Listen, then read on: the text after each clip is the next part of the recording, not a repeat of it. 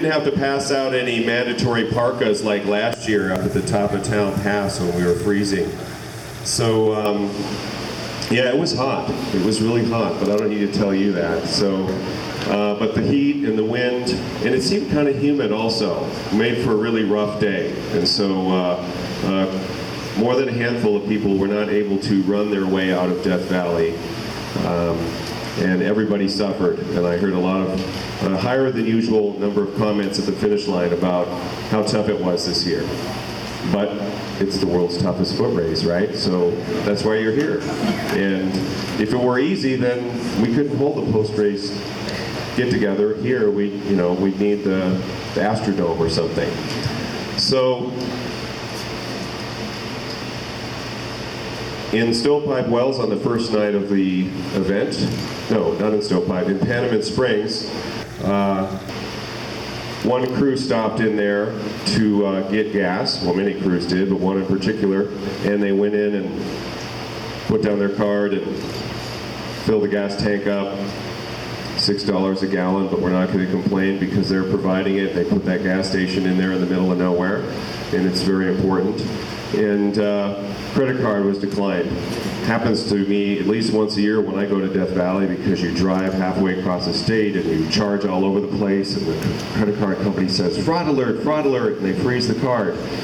And so this one particular rookie crew member was surprised to discover that her car was being declined, and so she went back out to the car to try to round up another credit card to pay the bill, and when she came back in, was told that some other racer's crew had bought her $100 tank of gas.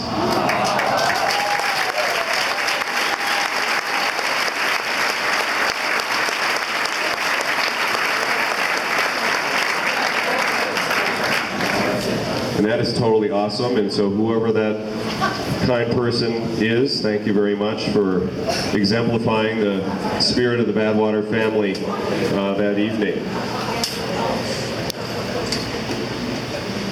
I was pretty much at the front of the race that night and was cruising up the climb, and we came upon the front two male runners, and Carlos Sá from Portugal had caught Oswaldo Lopez, and they were running together.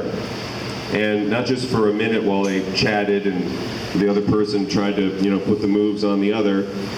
They ran, so we came upon them, and here's four runners running along the side of the road, and the two different pacers are spraying both runners, and they're all talking Spanish and Portuguese and English, and just displaying incredible sportsmanship, and they ran all the way up to Father Crowley together that way as co-race leaders, and it was really awesome to see. It's not something you're going to see in too many other events, so that was a neat moment for us out in that dark night.